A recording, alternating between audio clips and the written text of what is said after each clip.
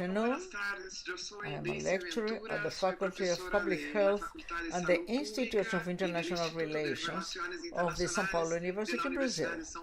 And I have the pleasure in this context of South American integration and in this course of health diplomacy organized by the Isags, to give a lecture on health and international law, which I think it's very relevant in the present moment today.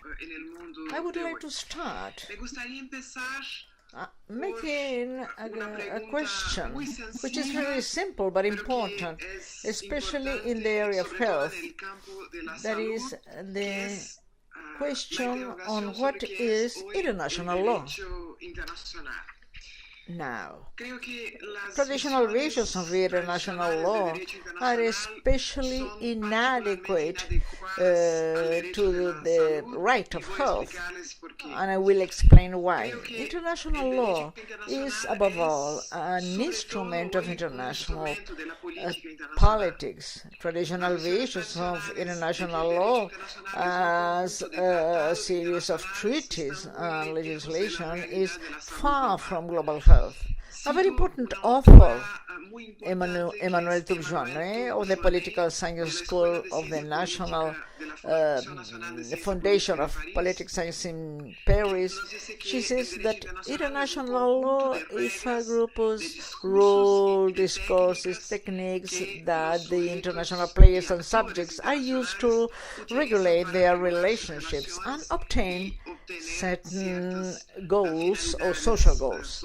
This definition is quite important because it will help us to understand that far from being a simple, neutral, legal technique, international law is and was and has always been a projection of values and dominant interests of international society. But at the same time, together with this interest of dominant players, international law is and can be used by the movements that resist that dominant order. That means to say, for Turgeon, international law is intrinsically ambivalent. It's part of an international society with inequalities, where we have so many violences and so many means to soften violence, but at the same time it's an instrument of domination and of liberty for the subjects and players that use it. That is to say, it is the arm of the powerful, but it also can be a protection for the weak. This is an important vision because it will give us the idea of a tension and contradictions that we will find in international law. Although I am a lecturer in international law, I'm not going to defend international law as the best way to resolve a question. We have to know more about the international law we are referring to. But before that, we have to understand how the national, regional, and international spheres are placed in this process today. The process, we have an internationalization of law. International law was developed extraordinarily, and I am based in a very important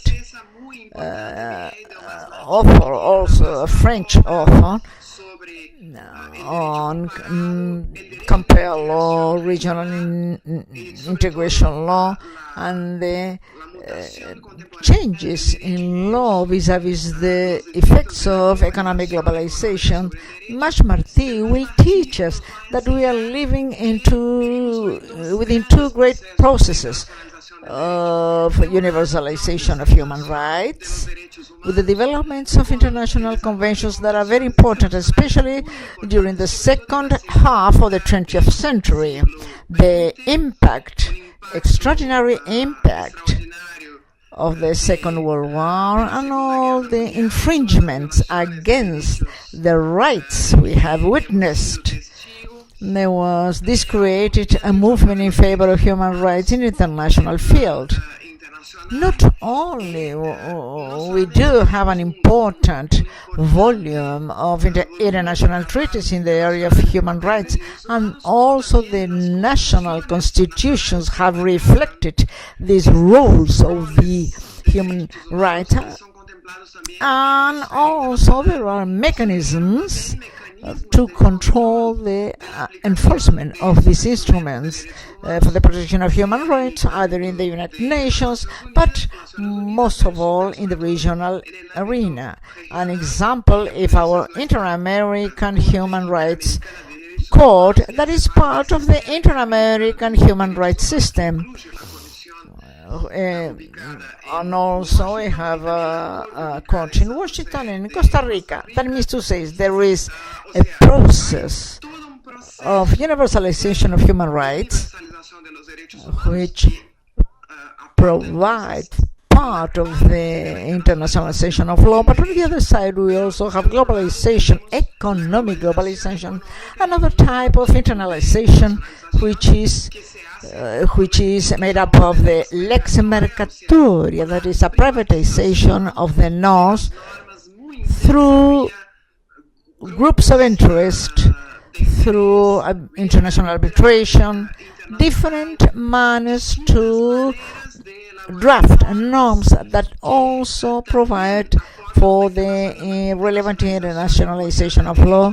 That means to say that today we have to know and take into consideration the international dimension, which is mixed together with additional legislative production mechanisms of the state. There are different levels of organization of the internationalization process of law.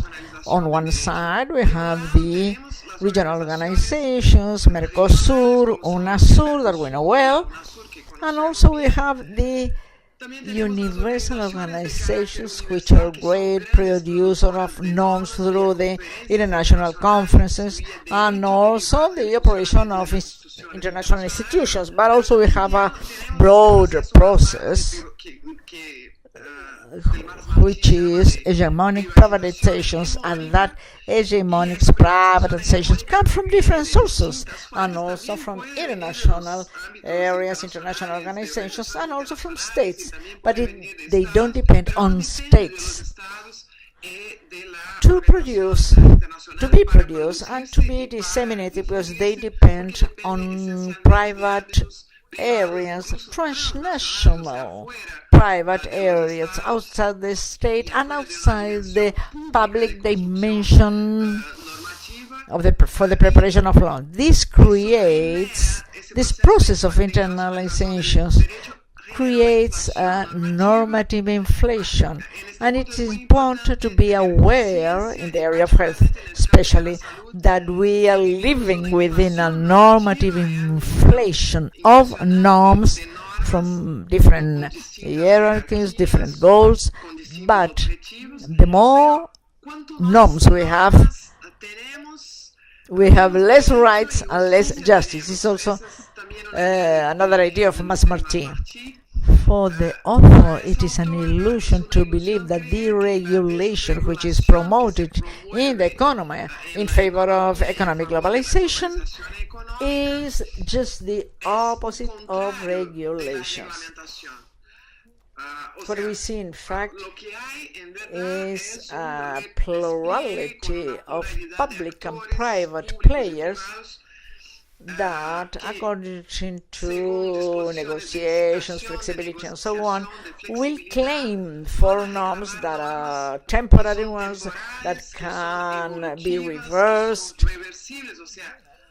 That means to say, economic globalization demands the drafting of norms which are not international treaties, they are not national laws, but there are new types of norms that may have influence, but that in any case multiply, and with that we create a jungle, a normative jungle that doesn't eliminate national rights, just on the opposite. National rights continue to exist, but they are added to regional laws, transnational norms, and international norms. That phenomena are impossible to be understood if we restrict to a traditional concept of the legal international order, which is strictly determined by the hierarchy of norms that will be the basis of the unity of the legal system and the traditional pyramid of norms, with a lower norm subordinated to a higher norms up to the top of the pyramid. And if we think today about this relationship between the local, national, and international, regional, and world relationships, we have a great fragmentation, vertical fragmentations between the different levels of normative production, but at the same time fragmentation in the horizontal area, because we have differentiation of norms, international human rights norms, trade norms, tax norms, environmental ones, and so on. And we observe that there are tensions among these different groups of norms according to the subject they are regulating. And these tensions can be found at all levels. The same tensions that we will find between some trade norms and health norms, we will also find in the national area, regional, transnational field. So there is a fragmentation, both vertically, the different sources of normative production, as well as in relation to the topics addressed by the norms, which create contradiction in those fields. An example that Delmas-Marty gives an example of the European example of regional integration of the European Union. For her, the European states open their borders to the capital, but they close their borders to human beings. Only the states happens, all the states continue to exercise a fundamental role in the production and enforcement of law, but at the same time they punish the peripheries and the systems, and they combine a liberal practice but also a security ideology, and they have a universalist discourse based on human rights, but in practice they produce great number of laws with economic input that oppose to that discourse based on human rights. And for that reason, I don't think that the European paradigm is a paradigm that we should reproduce. On the contrary, we have to find our own means of conceiving regional integration, especially regarding the normative construction in South America. Therefore, we may ask ourselves, what are the implications of all this in the international arena for the countries? I think it is important to understand that there are different types of commitments in international law. It is important when we speak about World Health Organization and international health law to make a difference between hard law and soft law. Hard law is the traditional norms. I don't have enough time to talk about traditional international law and the formulation of international treaties, but I think it is important to clarify what I mean when I say soft law. Soft law comprises legal phenomena that don't have a binding force. In principle, they are not compulsory for the states or for the people or for the players, social players or economic ones. But although, however, they have legal effects with juridical relevance, those norms, that is to say, soft law, they suppose the existence of central normativity in the international system, and they have a challenge to the traditional model that says that or they are binding norms or they are not binding norms. So there is an intermediate field of norms that may have legal relevance and may produce legal effects, although they are not binding or compulsory norms for the states.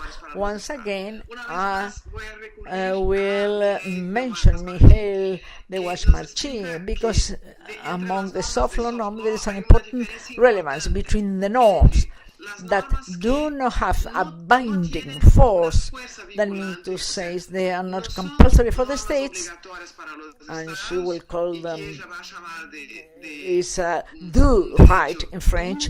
It's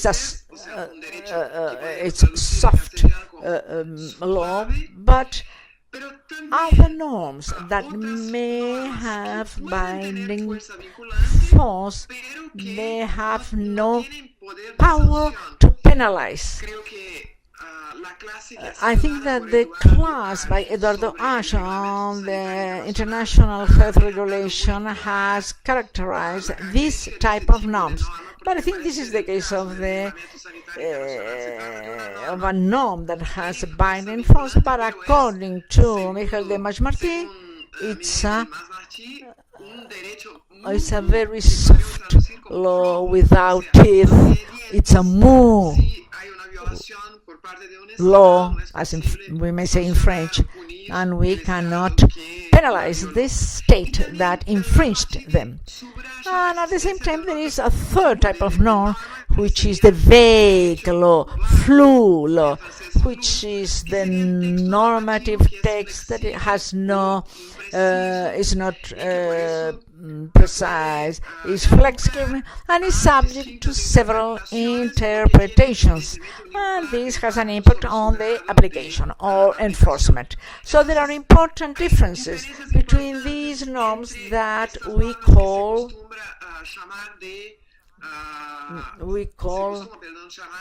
soft law in these three categories. And this is a very important difference when we refer to health. And now I would like to refer to international health right, especially the law that is produced within the WHO. We have in the WHO, according to the constitutions, two traditional instruments, which are the conventions or agreements and the regulations. This is the hard law for the WHO in traditional norms. According to Article 19 of the Constitution of the WHO, she can approve conventions, agreements approved by 2/3 of the Health Assembly, which is the highest organ of the organization. And these conventions and agreements will come into force for each member when they are accepted by these members according to their constitutional procedures. That means to say the WHO, when it was created, has the competence to adopt international conventions or international treaties in a classic way. In the history of the WHO, we have a convention in the sense of Article 19, which is the Framework Convention for Tobacco Control, signed in 2003. There are 181 party states. It also has a protocol for the elimination of illicit trade of tobacco products, 2012, with 29 party states. And the Framework Convention for Tobacco Control was signed in 2003, but it is in force for the states that approved it since 2005. It is important to mention that this convention is a traditional norm, it's a hard law traditional norm, but the implementation implies the drafting of guidelines, options, recommendations, policies for the implementations of some provisions like Article 14, 17, 18. That means to say it's a traditional norm, a traditional hard law norm may generate soft law instruments when implementing this norm. Similarly, as the international health regulation, in that regard, to see what is the legal nature, I think that the international health regulation is a hard law norm, because Article 21 of the WHO Constitution provides the organization the necessary competences to adopt regulations regarding the prevention, international prevention of diseases, which is the case of international regulation, but the only singular characteristic of the international health regulation, we see it in Article 22 of the WHO Constitution that says that is the forms of the expression of the consensus of the states, the consent of the states, differently from international conventions that have to be incorporated and approved by the states according to the constitutional procedures in each case, in each country. The Health International Regulation has chosen another system for incorporating norm, which is the opting out, opposite to opting in. That means to say, when we opt to be in, or the need that is a state does not agree with an international norm, for example, as in the case of the plenary of the WHO Assembly, he will manifest his intentions to be outside this international norm. This happens with international health regulation because the state have the right to say within a certain time limit, according to the organization. If they are silent, it is understood that they are in agreement with the regulation. If they do not agree, they have to manifest their opposition either to all the norms or one norms in order to consider that it is not binding regarding that specific state. That is the great difference between the two main hard law provisions of the WHO. The conventions have to be incorporated, and the incorporation generates the obligations, and the international health regulation just being silent, it is understood that it is applicable. Therefore, it is applied in 196 states. That means to say 2 more states than those members through the WHO. In practice, which are the differences between binding agreements and the others? In this regard, I would like to underline the idea that is behind a very common criticisms against the WHO, that is the WHO would not be efficient and hasn't complied with the normative duties because has only prepared one convention, the Convention Against Tobacco, and one relevant international health regulation. I think it is important to understand the changes in international law that I have mentioned at the beginning of my presentation. In the first place, there is only one convention, it is true, which was approved by the WHO, but we cannot deny the relevance of the Tobacco Convention. It's impressive to see the progress in the area of the fight against the harmful consequences of tobacco in health. How the states became involved in this challenge, in the act of challenging the tobacco industry. There was an effect to reproduce the provisions of the conventions in legal systems in several states, many states, relevant, important states, in relation to which we could never imagine that those rules would be enforced. For example, regarding the interdictions of the use of tobacco in public places, that means to say, what I want to say is that we cannot misunderstand the fact that having just one convention with the idea that having a lot of conventions or a very significant number of conventions would make these conventions to produce good effects on the national rights.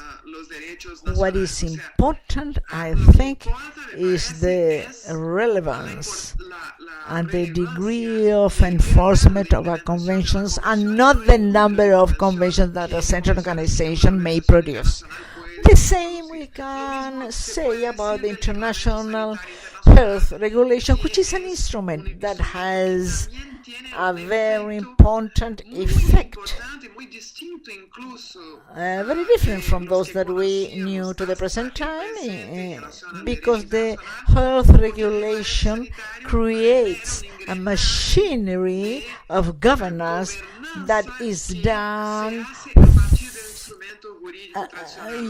as of the traditional regulation. In order for the regulation, we have to have a national health system that will imply important changes in the infrastructure, in the culture. There is a very important influence of this norm, which will have different characteristics from those of the international conventions in general, because it will be closer to government gestures and not necessarily the traditional legal effects. That means to say, to comply with the provisions of the international health regulations means promoting public policies in line with the separation between politics and right. It becomes softer. However, beyond the conventions and the international health regulation, we have to understand that the essential point of the WHO lies on soft law. We may mention here the food codex, the classification of diseases, the number of standards, international standards that are produced by the WHO. I could cite, for example, the prohibition of products containing certain the court in Brazil has forbidden the use of certain metal, and an important part of the debate is addressed to the discussions of the standards of the WHO. We also may mention that the pollution of Brazilian the Isags case, in the case of Brazil, a company that has infringed environmental rules, and also the standard of pollution adopted by Brazil, defining what is acceptable, what is not in the area of pollution. This refers to the standards of the WHO. This will be used in all the countries of the region. It's very difficult to measure the influence of the WHO if we have a traditional vision that international law is just a treaty, just a treaty or regulation, because we will not see in that case the most important part, which is the all these norms that may not be binding, but the rights, the institutions, by the legislature will use all these standards and will also dispute the preparation of these states and the internalization of the standards, as in the case of fianças in Brazil, among the norms that are given nationally. We may conclude that soft law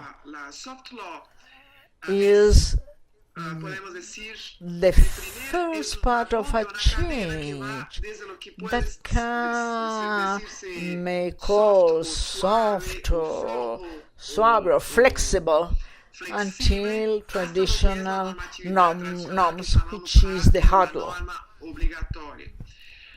What I want to underline is that a traditional norm that doesn't correspond, that doesn't have a penalty, may be less effective than a recommendation.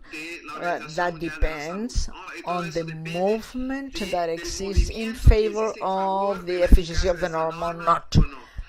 So there are instruments that are an open and flexible group of tools that are not against the traditional norms. I don't intend to replace it, but sometimes it complements it. But this informal nature is able to adapt the legal system to the development of world globalization processes, which are very complex, opening the space for the participation of other players, which are generally excluded from the formal process of drafting of norms.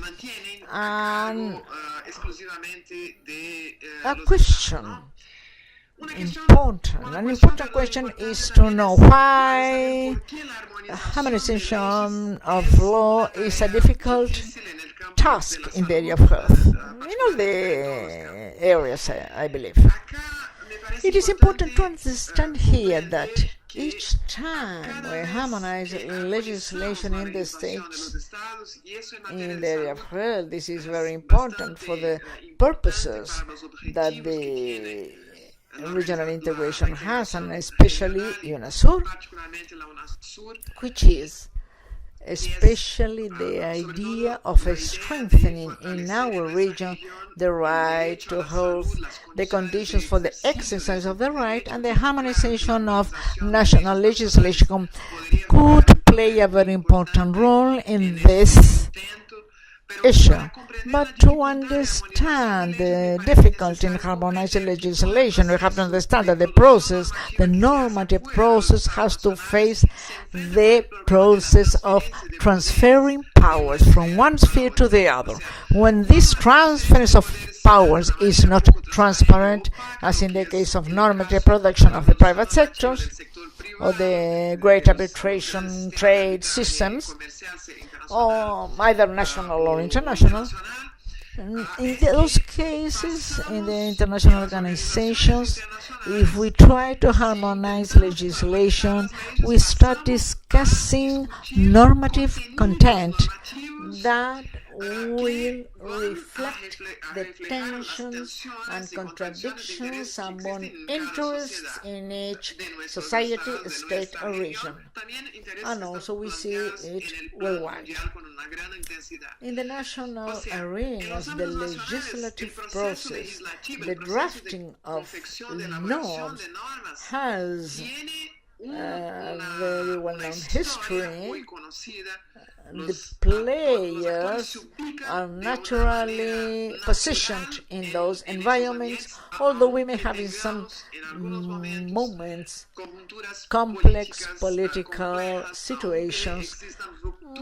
Also existing normative changes or significant changes of the system in our state. There is a feasibility by national players and also by transnational players acting nationally. In the national arena, there is we can foresee, and especially in a framework of political stability, players dominate the conditions for political dispute. When you have norms in the policy of states, and we see the power of the legislative power and also the executive powers, because especially in the states in our region, we have that the executive power are very strong in the area of norms, and also the courts that in some cases we have constitutionality control of norms, and we lack very efficiently in the enforceability of legislation, and knowing the jurisprudence of each state may be determinant in the debate of the drafting of the norm. We also have lobbies, interest groups, influential groups that will act with great naturality in those areas of normative production, also the citizenship, social movements that will know how to exert pressure in the preparation of norms. But when we see the regional field, what we have today is the representation of the states among the different institutions acting in the legislative process. There will be just some of them. We have a chair, we have a voice in the international fields producing norms. So here we will have a very important change in the dispute of power. We will have international organizations, the leaders of these organizations. We could take as an example this Unasur Secretary General or the steering committee of the Isags. These leaders speak on behalf of an international organization, and there are alliances among states, so there is a context of the dispute of power which is different from the national context. If there is a transfer of power, I do not mean that the national players will be absent, but each time we delegate to a regional field the work of preparing norms, there is a displacement of power, and it is not easy for all the players to exert their powers. So that is why harmonization is so difficult. Not because there are so many differences among the states, because the changes, legal changes, were done, sometimes were very quick, but when there was a political will in the state that had a common project. But in the case of the harmonization, there are new players which are more comfortable in the national arena, of course, but this will happen both in the area of human rights as in the area of internationalization of economic rules. To conclude my presentation, I would like to try to give an answer to two questions that were proposed by the organizers of the course, which is how regional integration may have influence in the production of international law, and which is the importance of the action of Unasur in global forums as a bloc. These are not easy questions, but I think that the first element in my response is that there is nothing more anachronic and false in international law than the old discussion that opposes supranationality and intergovernmentalism. This is a discussion of the 90s, even before.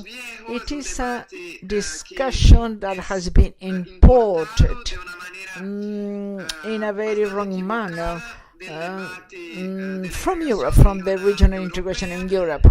A technique, a supranational technique in a decision-making process or enforcement of the implementation is not contradictory to an intergovernmental organizations. These are techniques that complement each other, that are complementary. Regional integration mechanism will match these techniques when the discussion of the control mechanisms will create commitments, norms, or systems that will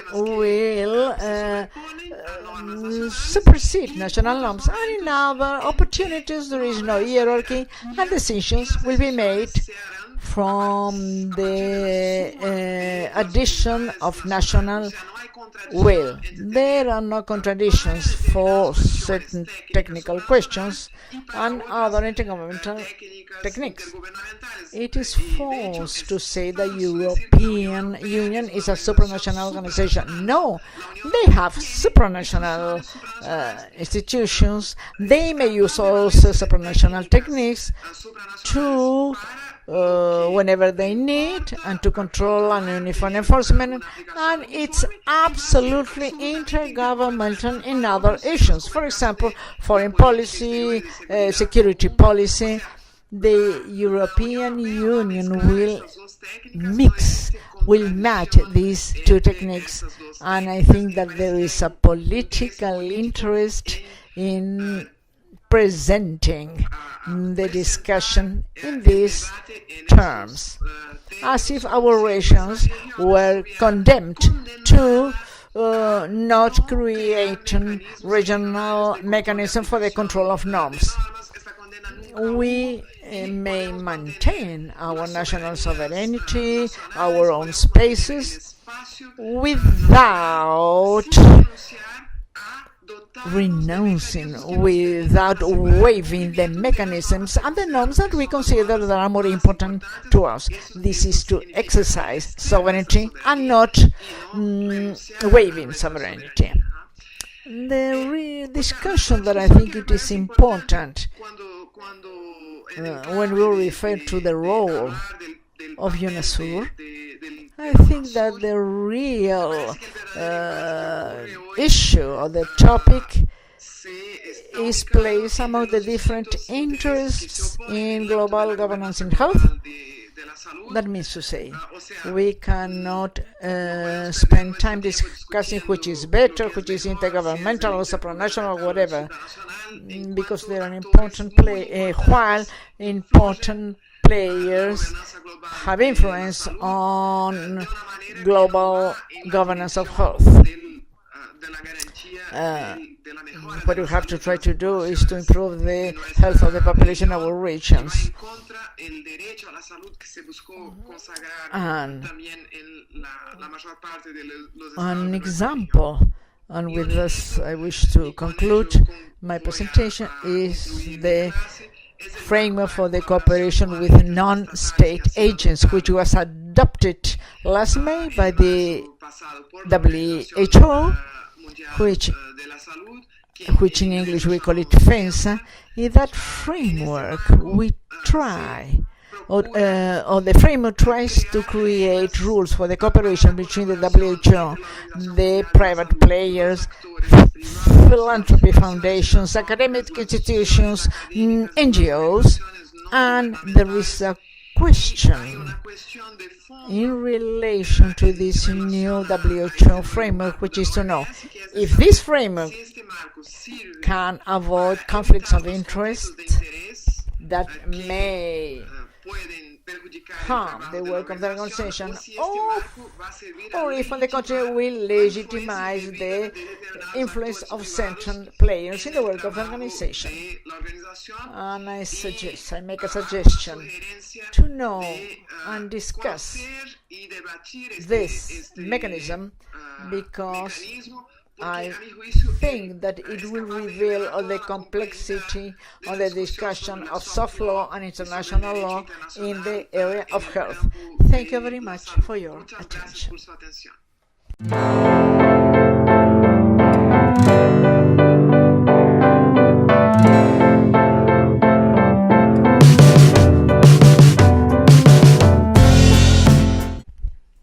Hello, I am Eduardo. Hage. I am a medical doctor, epidemiologist, and I work at the Unasur. I have experience and I have participated in the process of drafting the health regulation and implementation also, not only in my country of origin, Brazil, but also in cooperation with the WHO. We are going to address this topic, the international health regulation that was implemented 10 years ago, but there is a lot to be done still. In today's session, I will make a brief introduction on the international health regulations. Also, I will refer to the main provisions, the current situation of the implementation of the regulations, some crucial topics in this area of implementation, and the participation of South American countries in the process of revision and implementation of the regulations. What is it? The topics that we are going to address in the next years, not only with all the countries involved. The regulation was approved in the World Health Assembly in 2005. You have a photograph of the session that approved the regulations in the Palais des Nations, when a new international health regulation was adopted, after years of discussion and revision of the old health regulation. Taking into consideration in the process of revision, it took 10 years, from 1995, when the previous assembly defined the process, until 2005, when it was approved the new version of this regulation.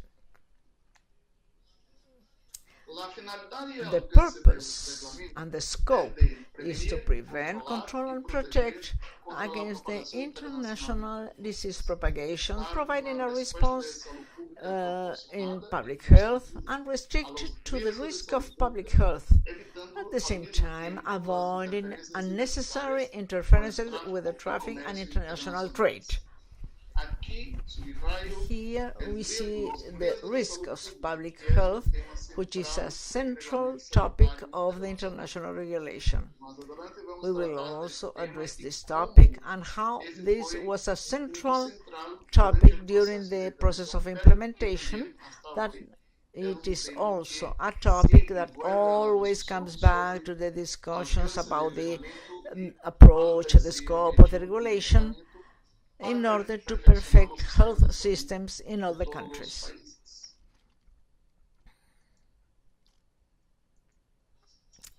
The main changes in this new version of the regulation, in relation to the previous versions, there are a lot of changes, but I will refer now to 4 topics.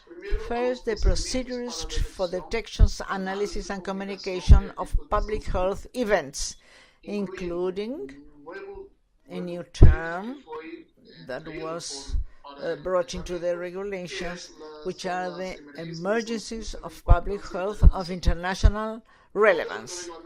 All the regulation emphasizes the need to detect if an event can become an event of international relevance, and a great number of provisions in the regulation in order to perfect the possibility of the country to detect events that might be classified as international relevance. New procedures of the regulation also authorizing the use of other information sources in addition to official notifications of the countries, because until the last version, the WHO could only take into consideration in relation to some diseases the official warnings made by the country or notifications or notices. They could never use before other sources except the official ones. And also the communication based in risk evaluation in public health, which is a new form of information about the events that may constitute an emergency, based in procedures, standardized analysis procedures. The second item, the second change, is the definition of the National Link Center for Communication with the WHO. This is a point of contact between the party state of the regulations and the WHO, either for communication on potential public health emergencies and also for implementation of the international health regulation within the country, and also provide the WHO a current status in a specific country. Another important change, modification, was the definition of minimum capacities in surveillance and also in the control of ports, airports, and borders. And the fourth modification referred to the measures in public health, proper measures in public health, which are dimensioned for each emergency of international relevance. In previous versions, there was a specific measure for 3 diseases. The new regulation, the 2005 regulation, includes measures that are organized according to the analysis and identification of an event, classification of those main aspects within the context in which they take place in the territory and the population and other characteristics of the event in question.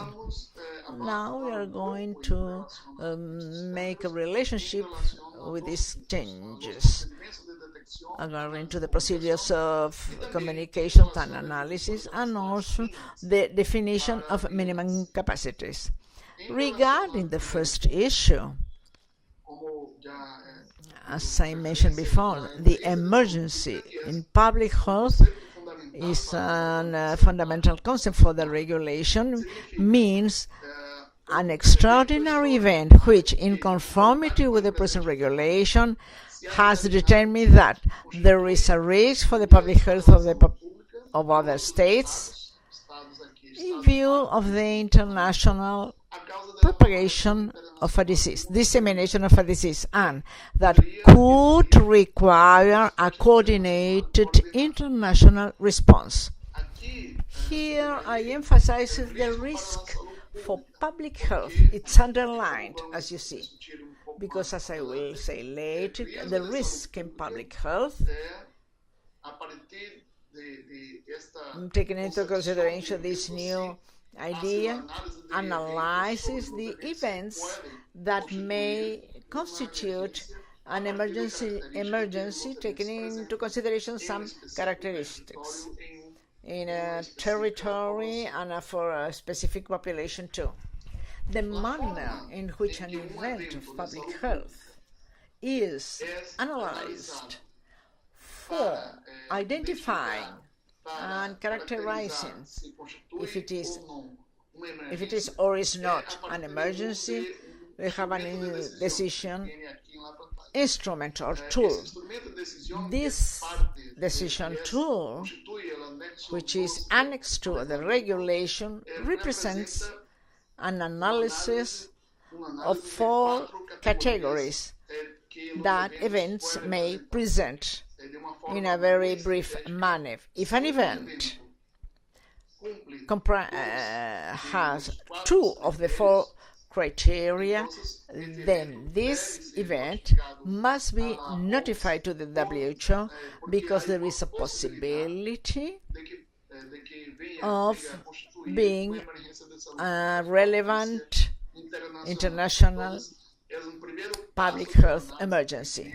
So the first step is this, and after the analysis, the communication is made of the event as a possible or potential emergency of international relevance. The categories of analysis are 4.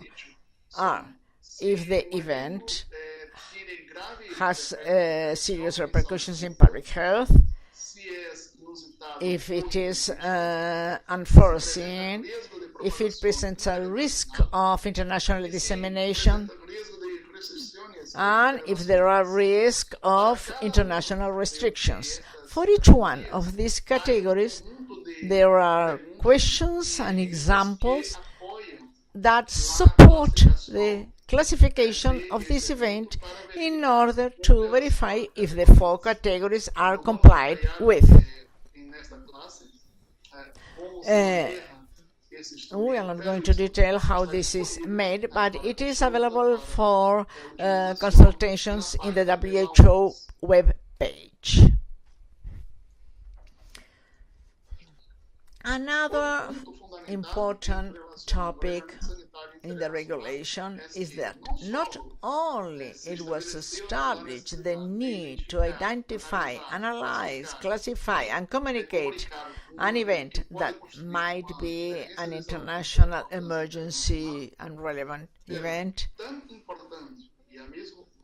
but more important than that is the ability of the state, of the party state, to detect, analyze, and classify and communicate the event, and also to offer the proper response, the adequate response in view of the specific fact, which was defined as the basic capacities in 2 dimensions.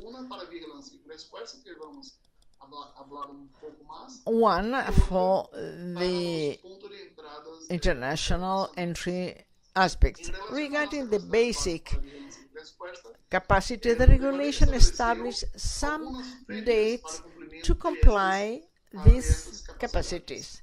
Since the entry into force of the regulations, which was 2 years after the approval, that means to say 2007, the date corresponding for all the states to develop and maintain the capacities would be 2012.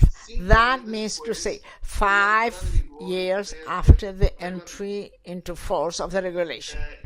These capacities, if you prefer, in relation to the ability to detect, to assess, and to present a report on this situation, and also the ability to offer a quick response, an efficient response according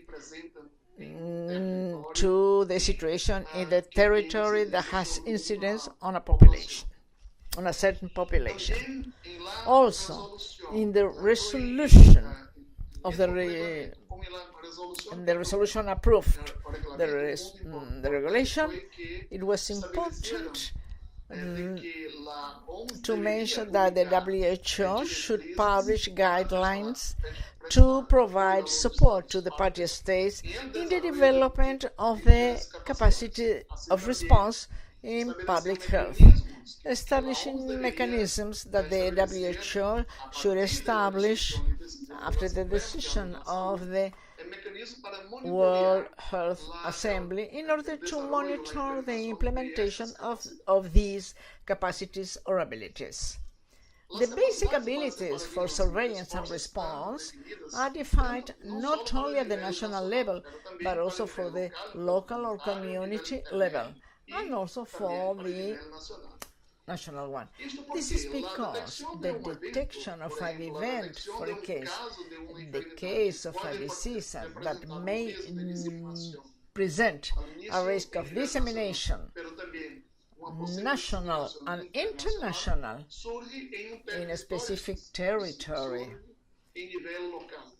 there is the need for all the local levels to have some kind of ability and capacity to detect these potential events that could disseminate in the territory and to other territories, national territories. The intermediate level have other abilities to report information and also to support the local level and analyze the information at the local level. Regarding the current situation of the implementation of the regulation, which is the second topic of our class today, we will address 3 aspects. One, in relation to the development of basic abilities or capacities. Second, monitoring the implementation of the regulation. And 3, the project of World Strategic Plan 5 years to improve the preparation and response in the area of public health. Regarding the first aspect, let me to say the development of basic capacities, which was established in the World Assembly in 2005. As I said, there are 2 components in this capacity, one regarding surveillance and response in the Exhibit 1A, and the other one regarding the points of international point of interest in Exhibit 1B. For the 2 dimensions of these capacities, the implementation term, since the entry into force, as I said, was in June 2012. Let me to say 5 years after the date of the entry into force. All the countries should achieve these capacities in that date. A possibility of extension was offered to the countries that were not able to implement those capacities, which was June 2014, and a second extension of the term for other countries that had not been able to implement it in previous dates. 2 more years, that means to say is June 2016. For each implementation period, each country should present to the WHO a plan of implementation in order to be able to achieve the capacities that had not yet been reached or achieved before. In relation to the mechanisms of development and the outreach of these capacities before the year 2012, there was an opportunity to make a review of the state of global implementation of the regulation, which was between 2009 and 2010, when the WHO set up a revision committee which carried out an analysis of the global implementation, both of the WHO and of the party states, but also analyzed the responses of the countries of the WHO in the influenza epidemics. I participated in the revision, and here we had two conclusions, very brief ones. First of all, that the regulation helped the world to be better prepared to face public health contingencies. Although the first date of the implementation hadn't occurred yet, we observed a capacity in all the countries, and it was identifying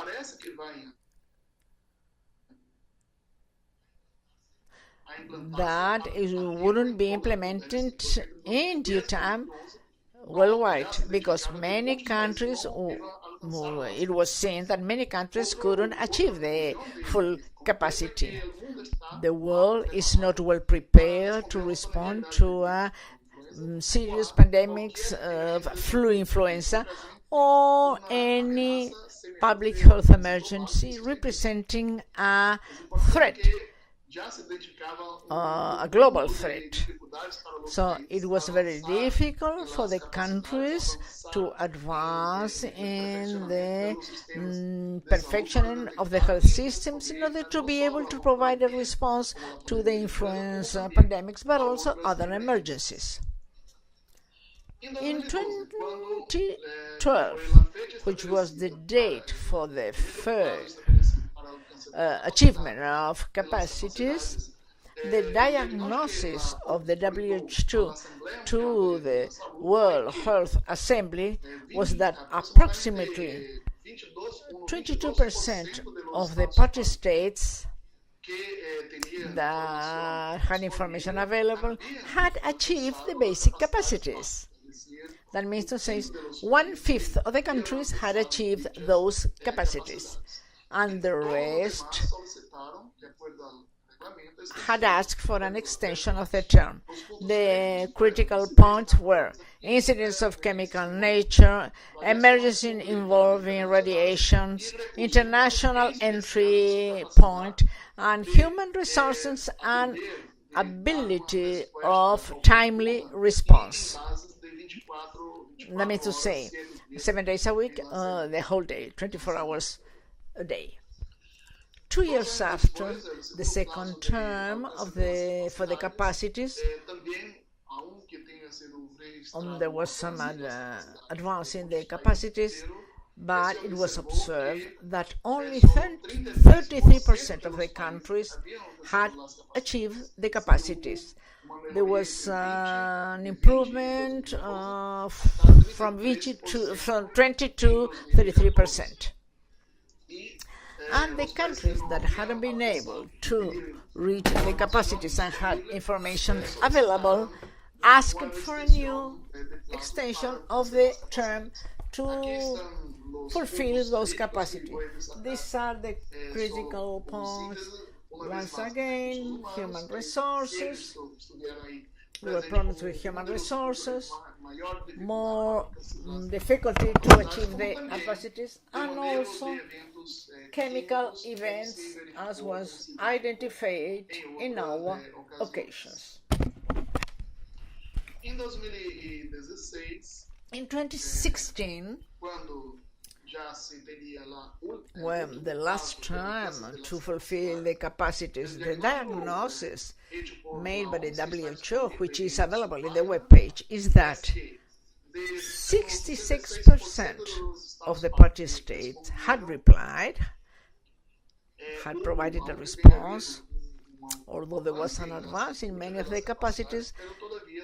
Implementation continue to be resources, human resources, points of entry, which had all these aspects had to be reinforced. Regarding the monitoring of the implementation of the regulation, some provisions in the regulation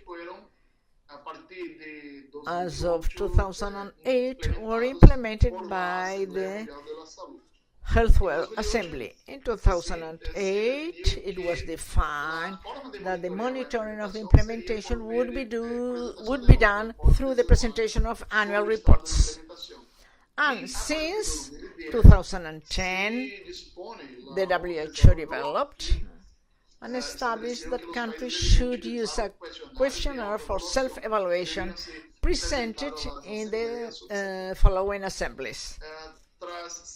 After 7 years of definition of the monitoring of the implementation, it was defined that in 2015, since 2016, that means the last year of the term, to achieve the capacities, new procedures should be established as of 2016.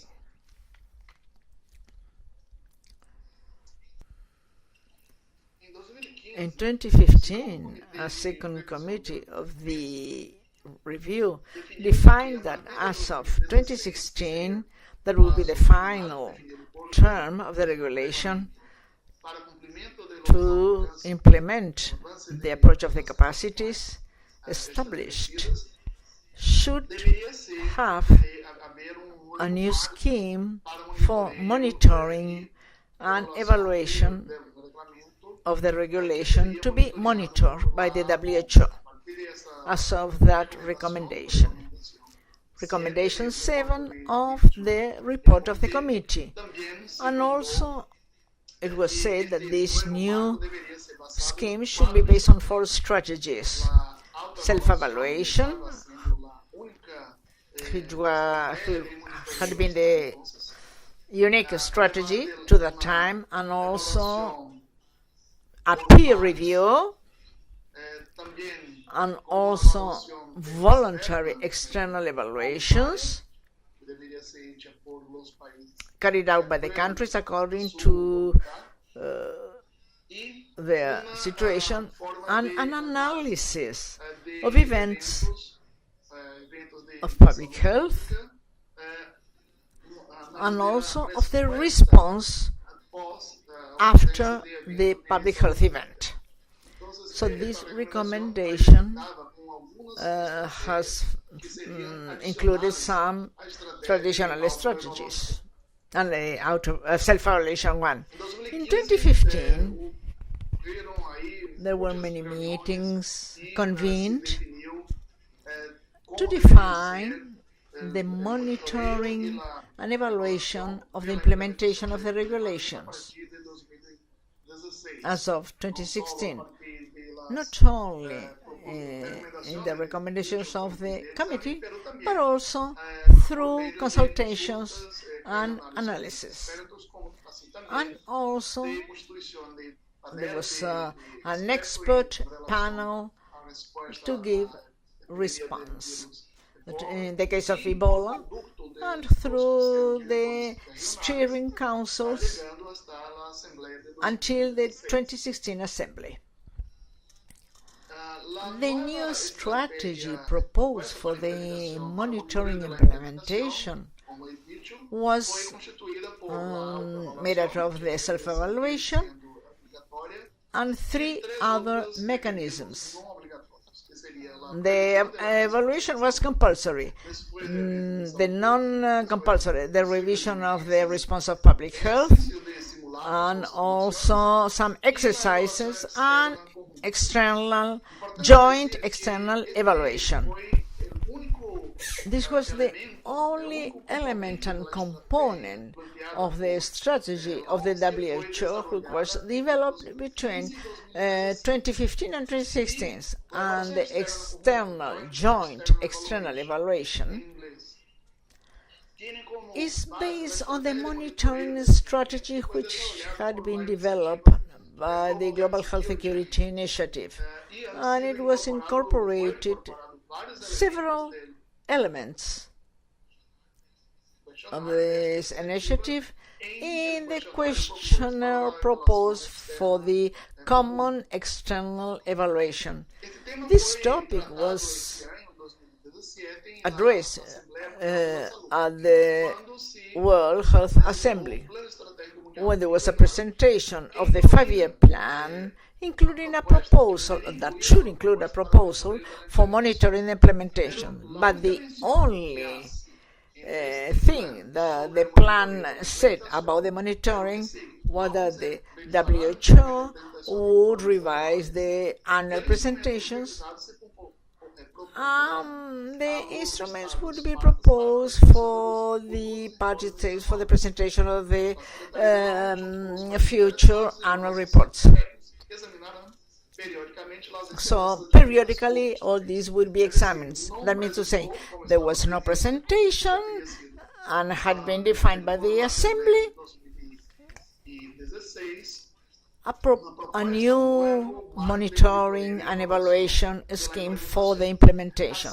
That means to say the decision of the Assembly considered that it wouldn't be appropriate only to take note of the 5-year plan as proposed by the Secretariat, and especially that should be presented very clearly as a scheme for monitoring and evaluation of the implementation. So the decision of the Assembly was to present the plan in 2018 through the regional steering agencies. The 5-year strategic world plan has a consultative process which is being developed by the WHO. Started in July 2017 and will be carried out until the next assembly in 2018. There are meetings. Last month there was a regional meeting for the discussion of this 5-year plan, and the report of this meeting will be presented in the next meeting of the committee in September 2017. The project of the World Plan has 3 pillars. Number 1, establishing and maintaining basic capacity of the party states. Number 2, the management of events and compliance. And 3, measurement of the progress and accountability. Rendering of account, which are the most crucial topics about the regulation. First of all, as I said, the topic involving the concept and risks of public health. It is established, public health emergency is established and is based on the concept of risk for health. It's a very important definition for the implementation of the regulation, because part of the risk analysis defines if it is or not a health emergency. The risk of health for public health is established in the regulations as a possibility of becoming an event that might affect the health of the population involved, considering the possibility of international dissemination or that may represent a very serious danger.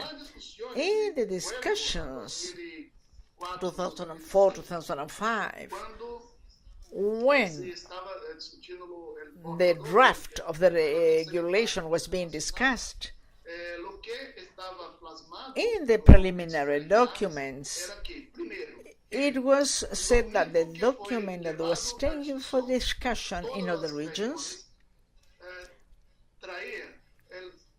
to use the term of public health risk as a serious threat for the health of human populations. So there was a confusion between the public health risk and the threat of public health.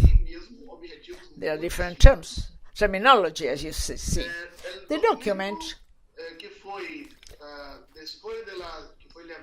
that was considered by the intergovernmental meetings used the terminology of public health emergency on the basis of the risk of public health, and there is no mention to threats. But the terminology discussed in the intergovernmental meetings, it was said that it was a threat to the public health of the states in view of dissemination. And why is it that I am mentioning this discussion, terminology discussions, after the approval of the regulation? Because the threat for public health is a term that is not very closely related to the risk of public health. The threat of public health is a classification of the risk. After analyzing the risk, we can only say that this represents or not a threat, because it is related to the term of danger. The word threat is used in other cases that refer to topics like dangers related to intentional risks. The second crucial topic is related to the determination of emergencies. The communication tools between the party states and the WHO are not very well established, although there are some provision on how the party state provide the information to the WHO and how the WHO analyzes the information, and through a committee of emergency establishes if an event is not a public health emergency. In many situations, in many emanations, and different from the recommendation of the WHO, considers an event of a possible emergency. And many times those tools are not very clear. For example, there are differences in the approach. For example, uremic hemolytic syndrome, which is of a German being, caused many cases dissemination, not only in Germany, but also in other European countries and also in America. This was not considered a public health emergency. And also, many years, all the European countries continue to disseminate the third element. A crucial topic is related to the restrictive measures. The regulation is obligatory, juridically binding instrument, but the recommendations adopted by the WHO are not binding. So, many countries, the party state, are not supposed to comply with the regulation, or many times they don't comply with it. That means to say, this is not addressed by the mechanisms in the regulation. And that means to say, there is a difference between the binding instruments and the recommendations, because these recommendations are not considered binding. And also we have the use of additional measures.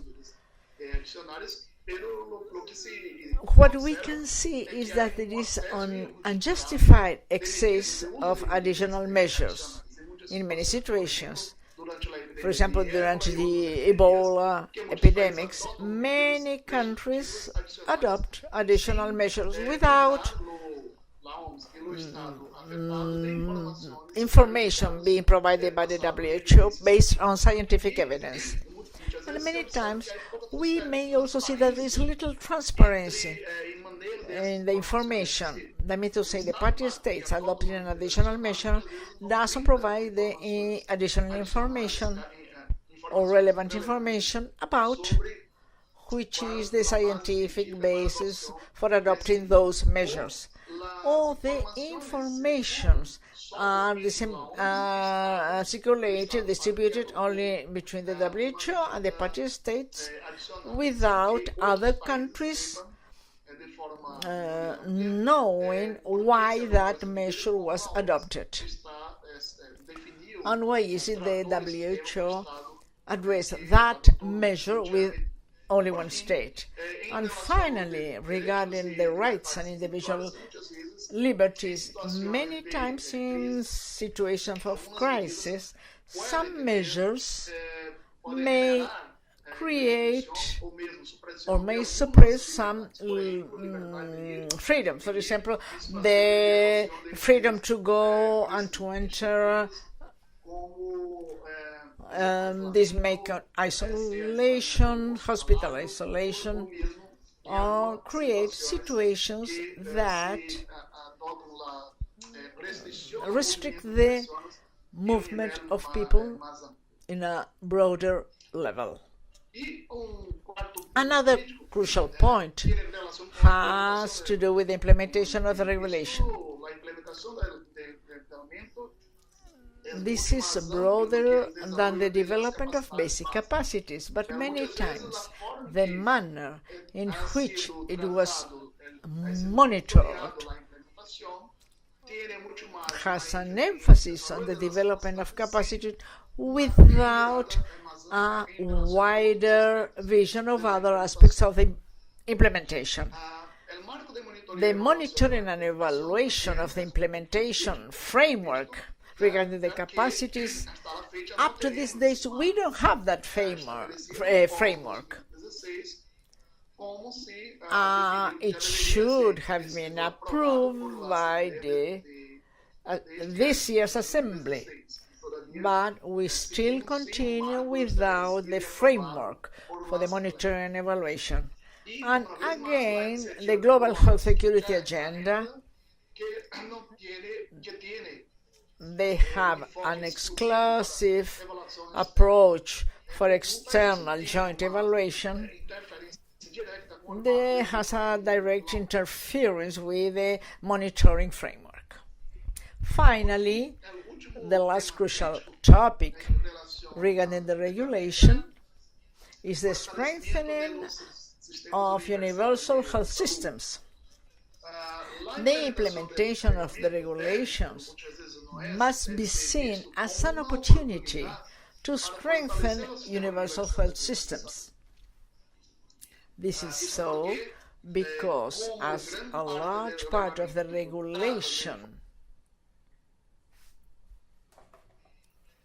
addresses the implementation of basic capacities, all the capacities are in the health services, locally or nationally. So it is a good opportunity to strengthen and perfect and maintain good practices in the universal health systems. Also, regarding this universal health systems, many times we see some problems regarding coordination between the National Linking Center and other agencies of health that are in charge of governance of the universal health systems. So it is necessary to exist a coordination so that the topics regarding the international regulation also are the responsibility of other agencies that have obligations and offer universal health systems. And finally, the 5-year World Strategic Plan that has, as we have seen, an area dedicated to the integration of health systems, because a large part of the capacities that we see in the 5-year plan is developed by the health systems. What about the involvement of South American countries in the process of revision and implementation of the regulation? Since the discussions began 2004, 2005, the participation of our countries was very important in this process, starting with meetings with results that were specified in the Montevideo document and the Buenos Aires document. These two documents were considered as a working document in the intergovernmental meetings organized by the WHO for the approval and discussion of the regulation. If we see in detail these documents, we may identify many of the proposals of the regions that were included in the final text of the international regulation. And this is very important because we are speaking about a period of time in which Unasur hadn't been set up yet. So it was before the Unasur, that means to say, when Unasur was set up, there was an integration among the South American countries in relation to that topic. We see part of the role of the health surveillance technical group. So these documents were very important for the revision countries, but the involvement of South American countries is taking place during implementation too. Since instruments were developed for monitoring implementations before the WHO having a monitoring instrument, the South American area had a specific instrument which was used in the first years for identifying the progress of implementation in the countries. And to this date, this topic has been addressed at several levels. For example, in Mercosur, at the meetings of the Minister of Health, there is a commission that takes the proposals to the ministers and they address specifically the implementation of the regulation. Also, in Orascono, in the Andean area, this topic has been addressed, supporting the countries in the implementation of the regulation. And at the level of Unasur, there is a group that has the technical group of surveillance in health. They include, one of the main topics was specifically the international regulation. And at present, in the discussion of the 5-year World Strategic Plan, also the South American countries have active participation. That means to say, so we made a compilation of the main information of the regulation. and also about the implementation of the most important issues to date. How is it that the regulation is being addressed not only at the global level, but especially in our region? It is available, some references are available, so you may have access to these materials. Best regards to you all.